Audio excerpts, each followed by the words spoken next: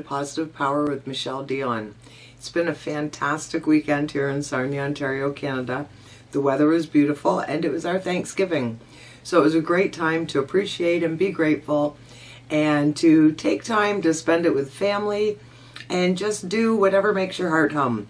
You know, maybe that is with family, maybe that's not with family, maybe that's just hanging out, catching up on whatever your favorite series is on Netflix. The important thing is doing what makes you feel good. That's what is important.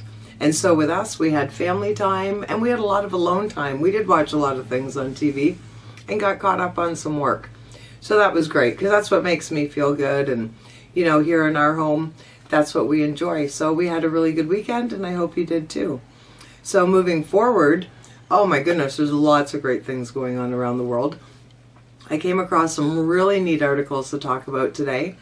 One of them was in the Huffington Post in the good news section, and it was about two women, they're sisters, they're orphans, and they were raised in South Korea. They were separated from their family for whatever reason. They were both put into two separate orphanages. So they're in these orphanages.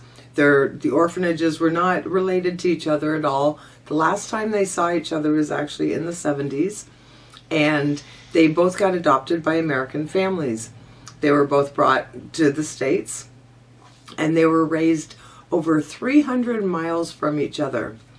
So they were both raised in these loving homes. They grew up. They knew they had a sister, did some research, couldn't find each other, and you know, as years ago, the records maybe weren't as detailed as they are today. Of course, you wouldn't have the computer sources and that sort of access to that kind of data. So they couldn't find each other. So life went on, you know, you carry on, you grow up, you have your own family. But, and I don't believe in coincidences, I think everything happens for a reason and we all have our own personal journey. Good, bad, or indifferent, everything that happens to you happens for a reason. And if anything happened any different in your life, you would not be where you are today, right?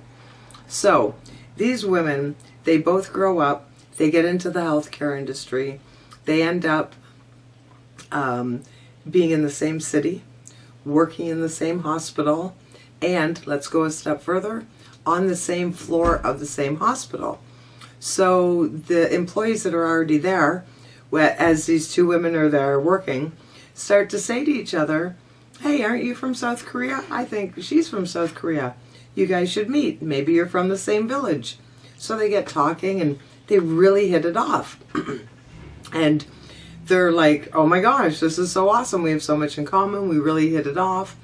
Blah, blah, blah. So as time goes by and they both don't have the background information to be able to know, you know, how deep their connection really is, they went the extra step and they got a DNA test, found out they're sisters. How amazing is that? You know, that they've reconnected that bond of being sisters. Their kids are going to know each other as cousins now. They've really recreated their family line. I mean, that is just an amazing, heartwarming story. And it just goes to show you that miracles happen every day. It's not just something that people pick out of the Bible or, you know, old stories. They happen every day on multiple different levels. And that is a really easy thing to appreciate and to be grateful for. Don't you agree? So that's a wonderful, wonderful story. Another really cool thing I wanted to talk to you about today is, you know, a lot of people talk in the news and whatnot about the 1% and the 99%. And there's a lot of truth to that, don't get me wrong. But I don't think we should paint everybody with the same brush. Now, a lot of stars are stepping out of the box, even though they're financially stable and their lives are set if they choose for them to be set. Because you can have a lot of money and be pretty miserable as well. But Matt Damon, he has got involved. I don't know if he actually started the organization or not, but he got involved in this organization. And if you go online, you can look it up. It's called water.org. And what they do is they go to third world countries where they have a lot of water, but the water is filthy dirty and it's not usable. It's not usable for bathing. It's not usable for drinking. It is just toxic or poisonous or whatever you want to call it. So what they do, because those people quite often, and I think of women because they're providing for their family, and maybe the men are out gathering or hunting or whatever it is that they're doing, and then the women are at home. They're looking after the home duties. They're looking after the children and whatnot, and quite often they will live right beside a body of water that they can't use because it's contaminated. So they have to walk miles and miles and miles and go get clean water and bring it back to look after their children, their family, cook, whatever. So Matt Damon, with this group called water.org, they have developed some sort of pills that they can take that contaminated water, they put the pills in, shake it, have some sort of process that they do, and it provides them with clean water. It totally takes that contaminated water and flips it over to clean water. And what a great life-changing thing that is. And they're making such an impact in so many different countries.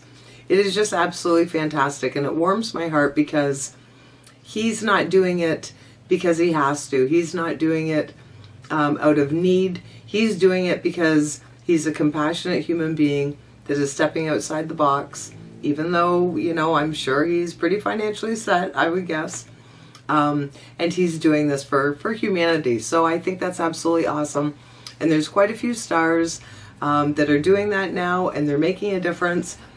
And they're doing it without expectation. And see, that's the thing when you do things. You can't do it because you're expecting something. You don't do it because you want something to come back to you. You need to do it because it makes you feel good and because it's helping the receiver, making the receiver feel good. That's what it's all about. It's not about, chalking up some good karma or thinking that it makes you look good. That's like the worst thing. And, quite often online, if you follow me on Facebook, I'm on Facebook and I'm on Twitter. And quite often I will share videos that I find on YouTube about random acts of kindness, paying it forward. But I try to be very selective because sometimes you can tell that the people aren't genuine when they're doing it. So they're not doing it necessarily because they want to truly help that person. They're doing it because their buddy's standing across the street with a camera videotaping it. And I have some conflict there. So, it's just it's not true. You have to be true. Be true to yourself. Be true to the receiver.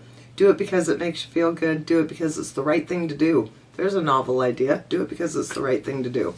So anyways, hats off to Matt Damon. I think that's awesome. Also, one last little story to tell you here. If you go to a website called, and this is a new one I just found lately, sunnyskies.com, there's an interesting article on there about Illinois farmers who harvested 450 acres for a gentleman that was terminally ill in the hospital. Now, people have really mixed opinion on social media. Some people love it or they hate it. I happen to love it, but I also use it properly, I think. I'm very selective who I like as far as my groups. So if you pick your groups carefully that you follow and that you like, then your news feed will follow that. So anything that I don't support, I don't like the group, it doesn't come up in my news feed.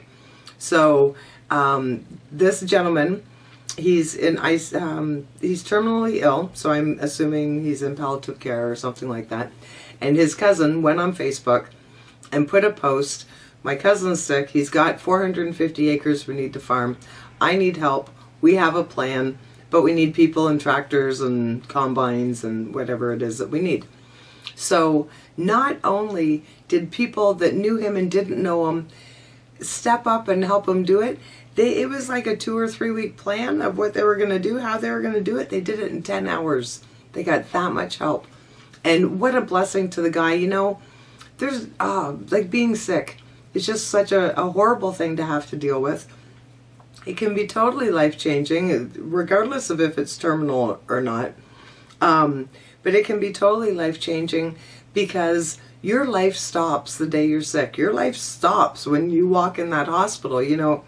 I've seen so many videos on people that end up homeless because they got sick and they ended up in the hospital for 3-4 months. And then especially in the States, because they don't have free health care. So then they walk out of the hospital.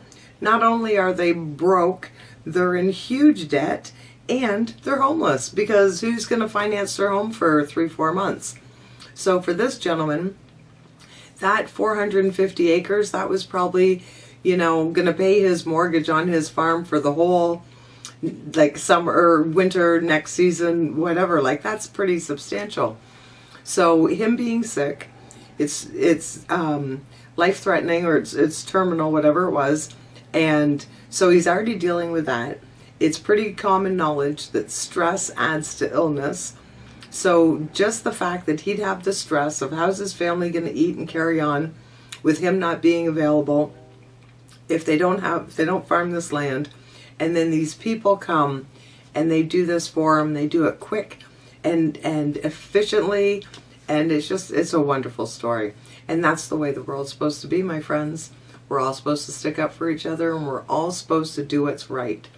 Be friends in need. Give them a hand. Maybe if he's not your friend, maybe you don't even know him. Help him anyways, because like I said, it's the right thing to do. Thanks for listening in. It's going to be a great week. I hope you have a great week too. And we will talk to you with more good stories next week. Thanks for tuning in. Have a great day.